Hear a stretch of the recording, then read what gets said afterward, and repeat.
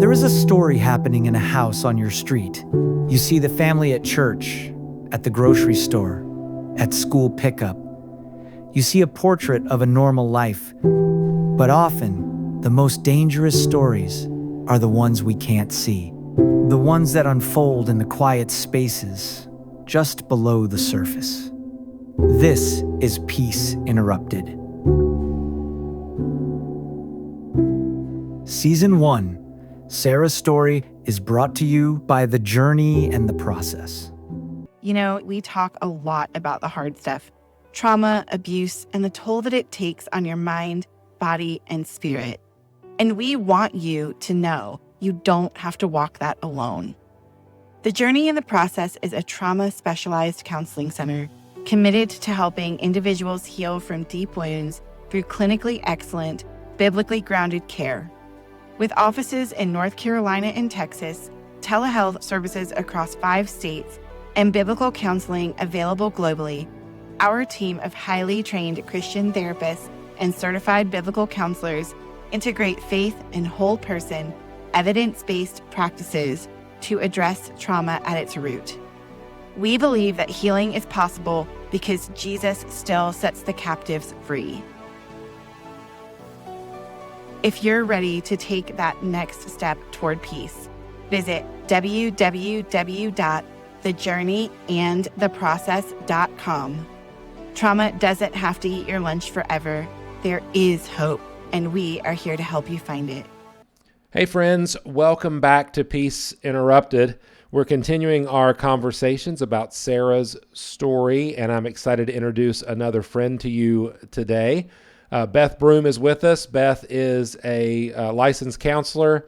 She is the executive director of the Christian Trauma Healing Network, as well as Bridgehaven Counseling, I believe, and she does it all.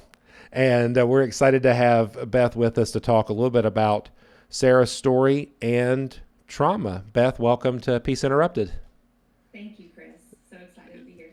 So you had a chance to listen to Sarah's story. What are maybe just some initial thoughts, feedback, anything that you'd like to share with us about your impressions of how we portrayed this narrative? Well, my first thought as I listened obviously was grief, but I'm really struck by how at every step of the progression of the story, based on my experience working in these arenas, my head's just nodding, like, yep, that makes sense. That's normal, air quote normal, right? Like in terms of the types of escalations that happen in situations like this. And I feel sad about that. Just feel really sad that there's such a commonness, a pattern to it that it's like, oh yes, I can see why and how that would happen in the way that it did. So that was some of my initial thought related to it. Yeah, one of our other guests had said that actually all of our guests so far have reiterated a very similar thought that this is familiar territory.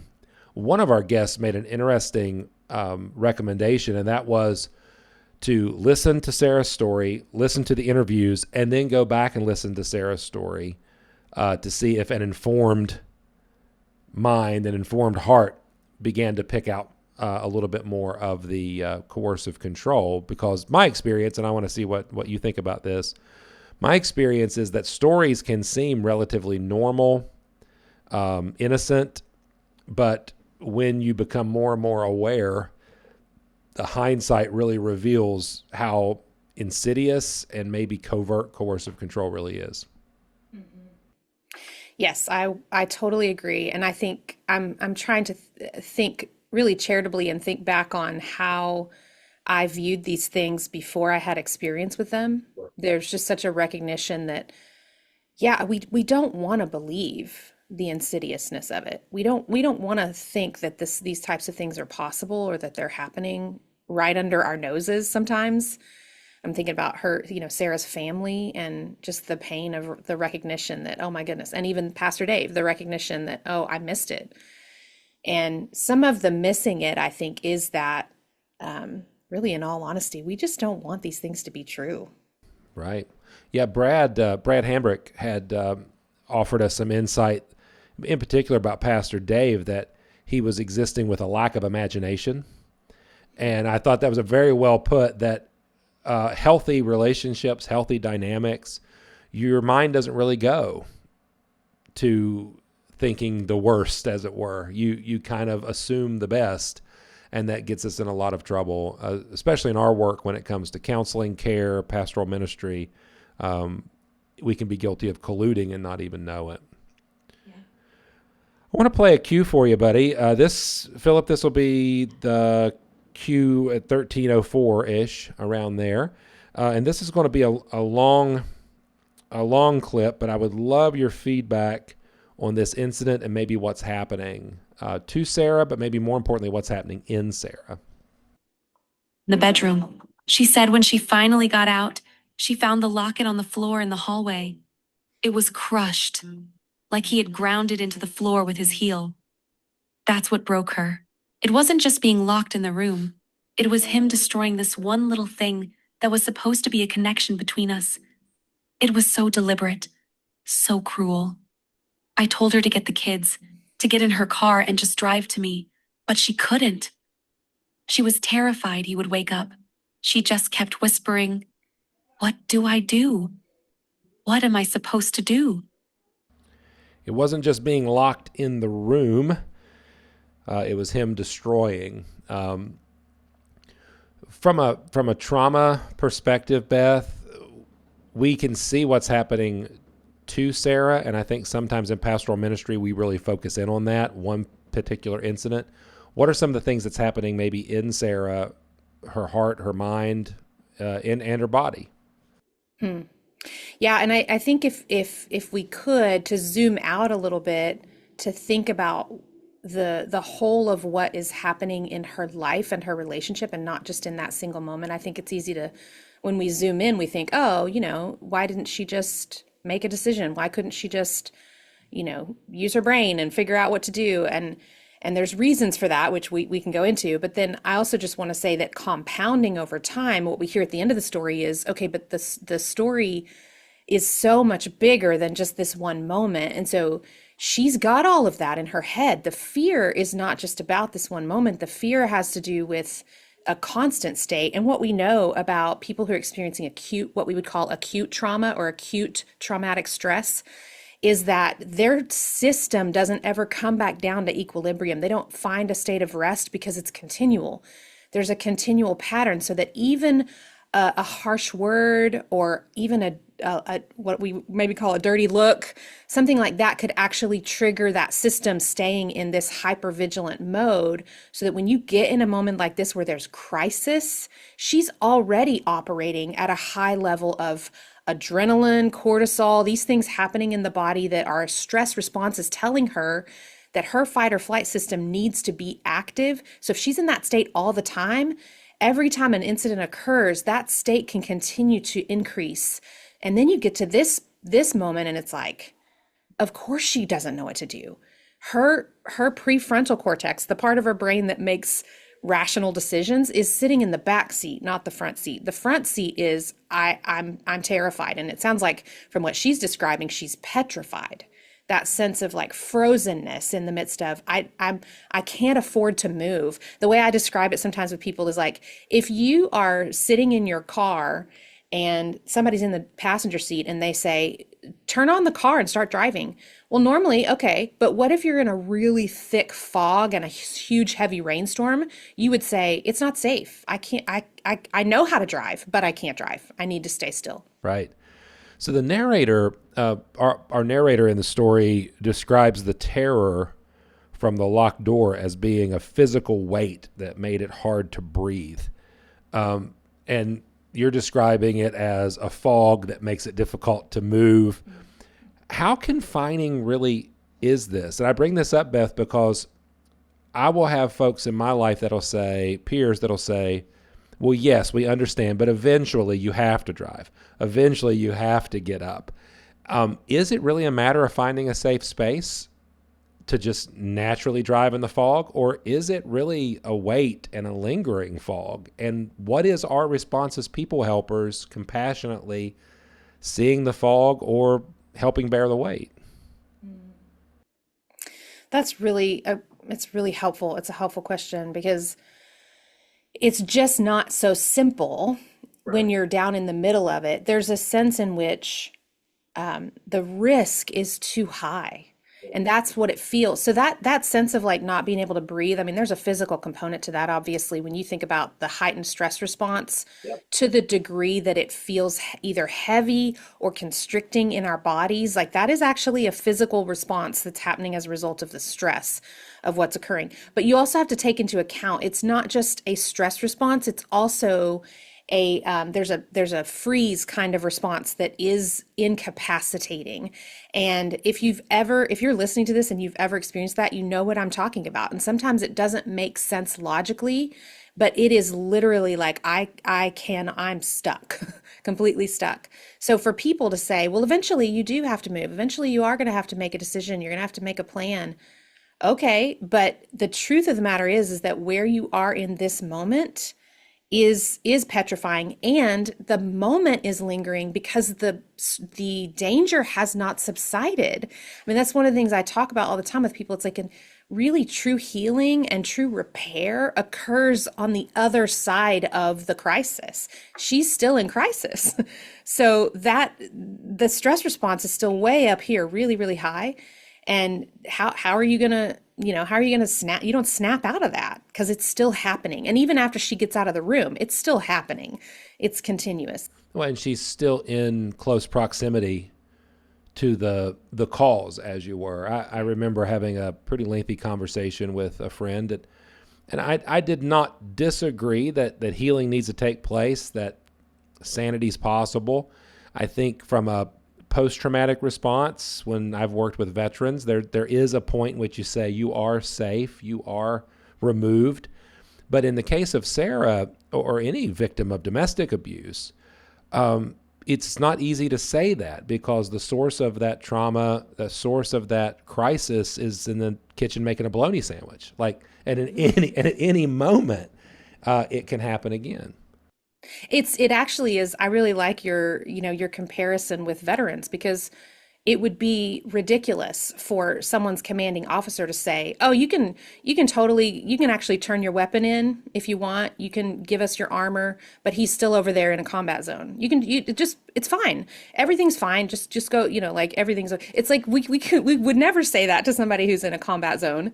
And yet this is like a combat zone. This is, I mean, it's a fair comparison.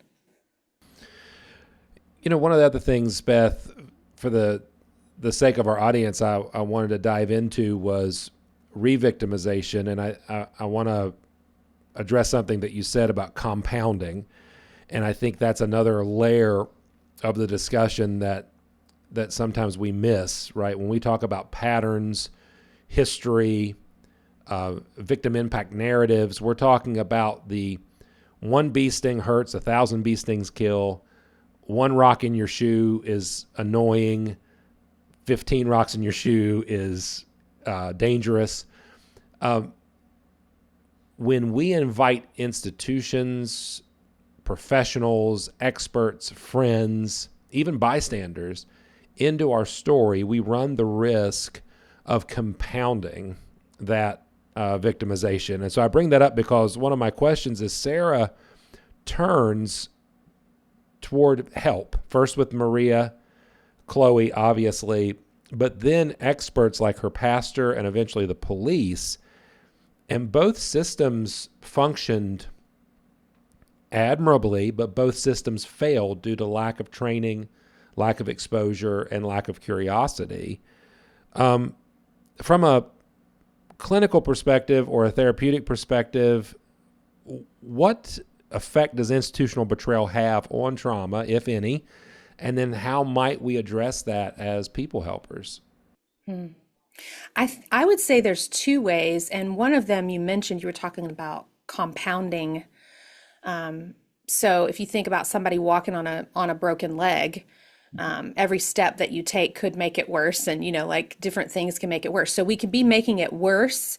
I think the terminology that was used in the story was like sending her back into the lion's den, so to speak. Like, so there's that, right? That just very understandable. Like we actually didn't help. We made it worse by the fact that we didn't help her to either be removed from the situation, at the very least, receive a safety plan and that kind of thing.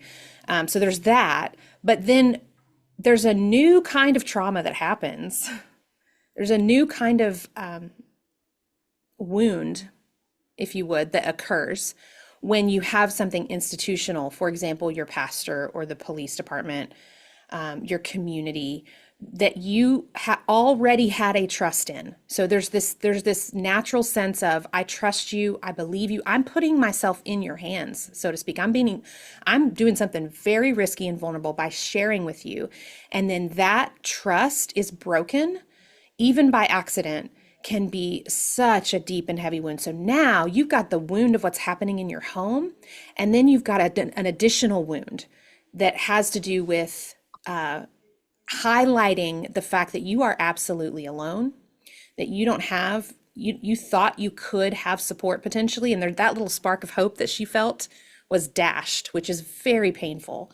So now you've got two wounds walking around inside of you, and I think that is something that when we think about as people helpers, one of the most important reasons, I mean, there's a lot of good reasons for why we need to be educated and to learn and to grow and build compassion for people that are experiencing these things, but also the idea of re-traumatization or additional traumatization is very real.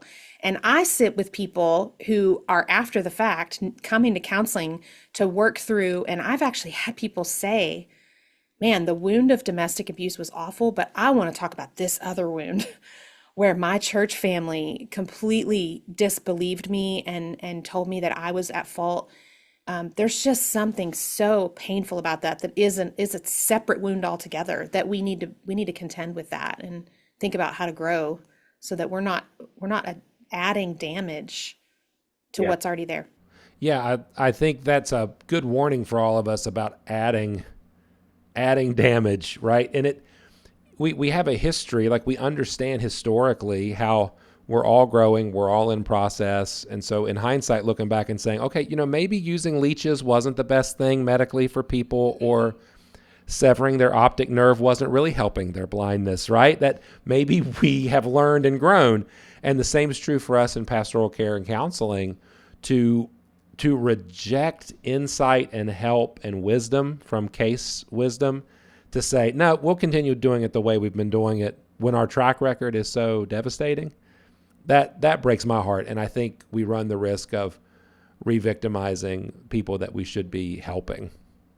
Well, and I think too, if I may, I think sometimes people can take a very black and white approach that, like, if we are seeking to come alongside and grow and learn and care for the victim, that means we're not standing for truth, justice, like speak the biblical truth over somebody who's having a hard time. It's not either or. Right. We're doing the work. It's just slow because what you've got is a wounded sheep who cannot go at the same pace as the rest of the flock.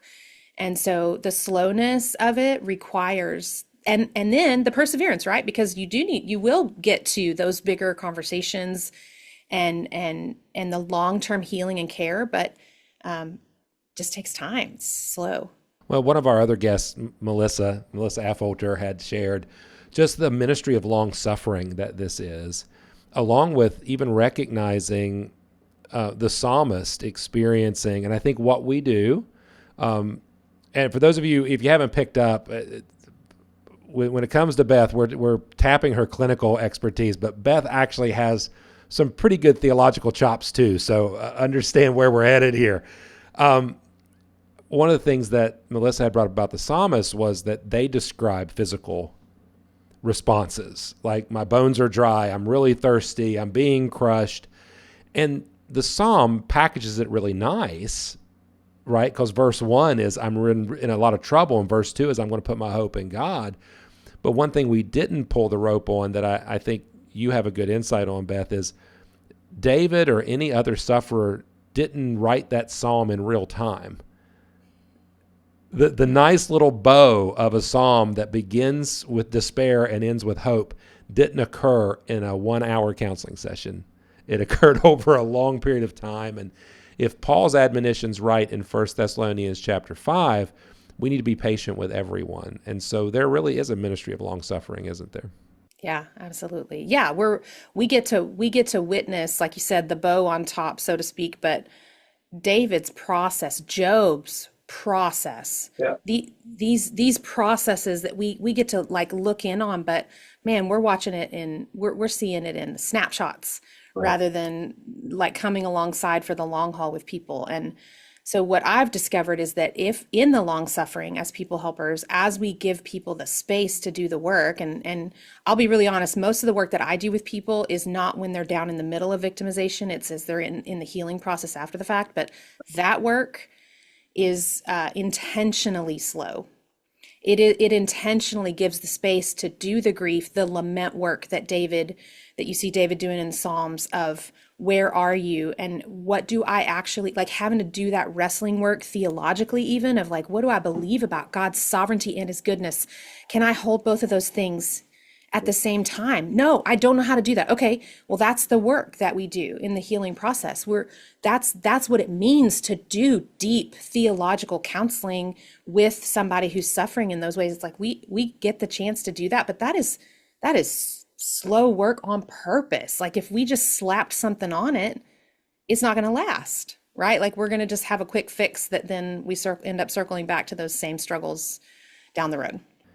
This is so helpful. Friends, I hope that you're gleaning from this as well and recognizing that maybe you have a past hurt, something that just lingers, wounds that need attention, and maybe you're recognizing that you really can't address that alone. Maybe it's not happening as quickly as you think it should. If you feel like your past or your current hurts are impacting you in dramatic ways, can we encourage you to reach out for help? One of the places that we've been sending you is to our sponsors, The Journey and the Process. The Journey and the Process specialize in helping people find freedom from the weight of trauma and difficult experiences, using methods ranging from EMDR to brain spotting, life coaching, support groups, and biblical truth. The team offers pathways to healing. You can get confidential sessions with licensed counselors and trauma-informed biblical counselors, personal coaching, supportive groups, accountability groups, all of it. You don't have to carry the weight alone. So let me encourage you to start the conversation at thejourneyandtheprocess.com. That's thejourneyandtheprocess.com. And we're so thankful for them and their friendship and their sponsorship of Peace Interrupted. Beth, you've had some encounters, I think. I don't know of anybody on our team that has not had at least an encounter with Tabitha. But the Journey and the Process has been a big friend to us, and we're thankful for how broad the PeaceWorks team is. But you've had some interactions with Tabitha in the past, correct? All of them have been life-changing. That's all I can say. She and her team, just incredible. And they really, their training is so extensive, which is really, really helpful. Because as we know, and as we've been talking about, you get in the room with somebody who's well-intentioned, but does not understand the system that's at play and doesn't understand like what goes into it and doesn't know how to take a team approach to these things. You could really, you could create even more damage. It's just important for us to be selective in who is a part of that process with us. You know, one of the key elements that we recommend at PeaceWorks is we want pastors to be involved. But as you know, a lot of our work is training, equipping pastors. A lot of the work that our teams do with Call to Peace is for pastoral training. And then we've brought pastors on Peace Interrupted, Brad Hambrick and Dan Beck in particular, to talk to us about pastoral ministry. I want to play a cue for you. Beth has a lot of history in the local church and leadership roles in the local church. And so I want your unique perspective on this. This will be clip 2, Philip, around the 1704 mark. And I want to listen to a little statement by Pastor Dave and have a little discussion about it. That day, I've replayed that conversation in my mind 1,000 times since I learned the truth. At the time, I just heard a parishioner in distress. Sarah was clearly upset, and she told me she and Mark had a terrible fight. What I didn't grasp, what I wasn't trained to listen for, was the fear underneath the sadness. What I wasn't trained to listen for, what I didn't grasp, was the fear underneath the sadness. So first of all, can you give us some thoughts on Pastor Dave, having worked in and around church settings for a long time, and then respond a little bit to that fear, like what Pastor Dave's missing, what he isn't seeing, and then what training we could provide for him? Well, first of all, thank you, Pastor Dave, for your humility, really, to just recognize. And I mean, that is something that unfortunately I served in ministry in the local church on staff at a church as care minister for a long time. And our church staff was amazing. I've also interacted with pastors and ministry leaders who in the wake of something like this can kind of sometimes double down. And he didn't. He chose to say, "Oh, I can't believe I wish I'd known. I wish I hadn't missed these things." And so praise God for that. And there's so many pastors that some of the reasons why they don't end up in these conversations is because it is scary. We miss things, and so grateful for him. But I do think that idea of the fear underneath the sadness. One of the things that we talked a lot about it as a church staff is just like, what are some simple questions that we can ask in stories like this to help open doors? So we're not investigating, we're just trying to open a door to give her the chance to say a little bit more, give her the safe moment to just share a tiny bit more, and I think he would have, if he'd known some of those things that he could ask, he might have been able to hear, open those doors to hear some of those things, to hear the fear underneath the sadness. And it's, sometimes one of the ways that we think about training is even just to help leaders and counselors to sort of watch what's happening in the body of a person who sits down to talk to us, because sometimes you can notice the fear there even before their words indicate fear. In just the tension in their body and like the way they're presenting themselves. And so even those kinds of things to be able to clue in, we're just looking for those little yellow flag types of things, right? And those are, it doesn't have to be rocket science. You don't have to be trained as a counselor to be able to notice these things enough to just ask some additional questions. And I think that's huge. It's so important. Yeah, I think that with us as pastors, even the way in which we're trained, and we receive very little counseling training unless we pursue it. But some of the things that we're trained to do in just the ministry of the word or in biblical counseling is to recognize that the presenting problem is not always the primary problem. And I'm not sure Pastor Dave did that. It's a lot easier just to go, oh, I know how to work on marriages, rather than to do the good work that you're saying, which is ask some questions, not to investigate. And I love that. We're not here to assign guilt or innocence. We're here to learn. And so a posture of curiosity would serve us as pastors a lot better than a posture of professionalism. Oh, I know the answer. Yeah. And I think about like Jesus's slowness, like he was remarkably present with people and not in a hurry, to the chagrin of his disciples from time to time, right? Like, could you please hurry up and get to this next thing? And he refused to do that because he was present. And I think that's, let's just be honest, in pastoral ministry, we're busy. There's so much to do. There's so much happening. And I think that even just being able to slow down enough to really look, to really try to see a person who's sitting in front of you, and to acknowledge, wow, this is really painful. Being able to be with somebody in that pain gives them then a little bit of breathing room to be honest, to be a little more honest about what's happening. One of the things I think maybe that Pastor Dave didn't see is something that the narrator, or perhaps it's Chloe, concludes at the end of our story, is that Sarah survived a war that no one else even knew was happening. Why is that, or how is that accurate? We've already alluded to combat veterans, but why is that an accurate description? It's definitely not the same as being in a military engagement, but we do use that conflict language to communicate the weight that someone's bearing. Why is it accurate to say that she was in a war that no one else even knew was happening? Well, I will use, I'll try to keep the analogy going and, think about armor. Think about battle armor that has to be worn when you're in battle. And so even just that, the shielding, that the constant shielding that she senses she needs to have on her at all times, right? Like, so that hyper awareness, that hyper vigilance, like I said, the heightened stress response at all times, that's part of that shielding, because it is the body's way of saying you might have to get clear at any moment. You might have to fight at any moment. So be ready.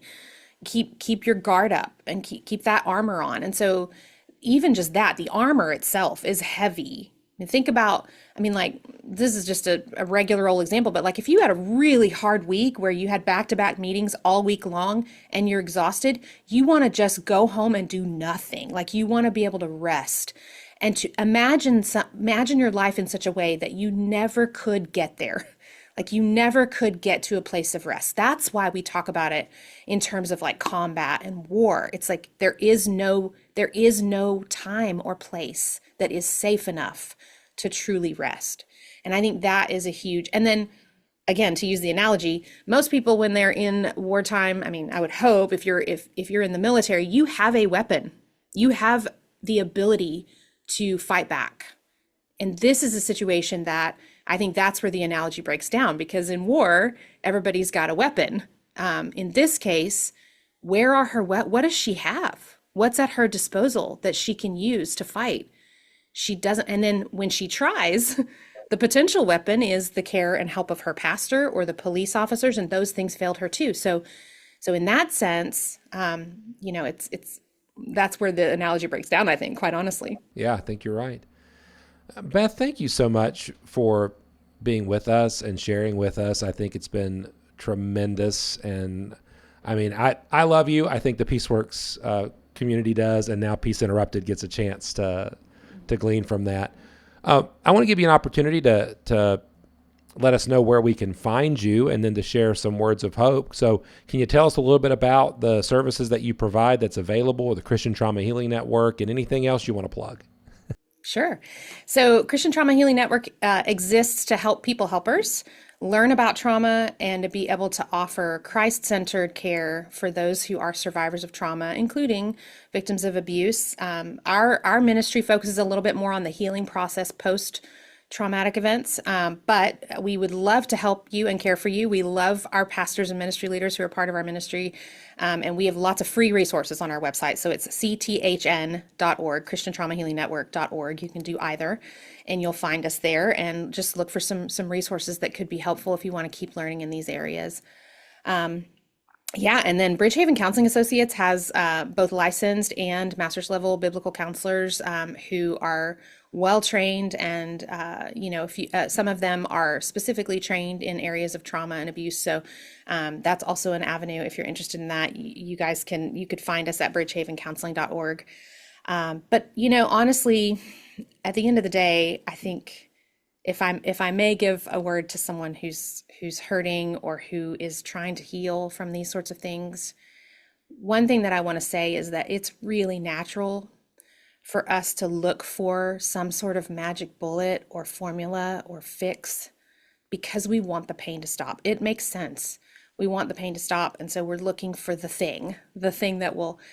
And what I want to say is there's not a formula, but there's a people. There's a person, the person of Jesus, and there's a people, the people of God. And it's so important that the community itself and the presence of the Holy Spirit is what is most important. Those relationships are what will not only sustain you in the valley, but also will carry you through the valley. And I say that because I think the greatest possibility and also the greatest enemy, one of the greatest enemies to healing, is isolation. So that sense of where she was isolated forcefully, Sarah was in her marriage. My hope and prayer is that post this, as she has moved out of it, what she received was a welcoming, because those who are victims of abuse, they need to be welcomed to God's table. They need to be welcomed into the fold of the garment of the Good Shepherd. I'm thinking about in Isaiah that it says he carries his lambs in the fold of his garment. That is the thing that is most needed. People need to be carried. And then what does it look like for us to exhibit that as best we can, the heart of the Good Shepherd, to help carry these folks through the valley? And so I hope and pray that people can find that. And I'm so grateful for ministries like yours, Chris, and Tabitha, and all of those. We're just trying to have these open arms and like, okay, we want to care for these folks. And it seems like people are coming out of the woodwork to receive that care. So praise God for that. We hope it keeps happening. Man, thank you so much, buddy. And thank you, friends, for joining us. That's a good word worth receiving. I pray that this episode's been beneficial to you. If you are benefiting from Peace Interrupted, would you help us out? We could use the help. Rate, review, subscribe, follow, whatever the platform you're listening or watching on asks of you. It lets them know that you value Peace Interrupted, and it helps others find the show. Would you also share Sarah's story? That particular episode, we want that to be a training and educational tool for the church. So share that far and wide, and we'd really, really, really appreciate that. And remember, Jesus said that the light shines in the darkness, and the darkness has not overcome it. Keep spreading the light, friends. Keep expanding the kingdom. Keep serving those that are vulnerable. Until next time, God bless. We talk a lot about the hard stuff, trauma, abuse, and the toll that it takes on your mind, body, and spirit. And we want you to know you don't have to walk that alone. The Journey in the Process is a trauma-specialized counseling center committed to helping individuals heal from deep wounds through clinically excellent, biblically grounded care. With offices in North Carolina and Texas, telehealth services across 5 states, and biblical counseling available globally, our team of highly trained Christian therapists and certified biblical counselors integrate faith and whole person, evidence-based practices to address trauma at its root. We believe that healing is possible because Jesus still sets the captives free. If you're ready to take that next step toward peace, visit www.thejourneyandtheprocess.com. Trauma doesn't have to eat your lunch forever. There is hope, and we are here to help you find it. Now, let's get back to this week's episode.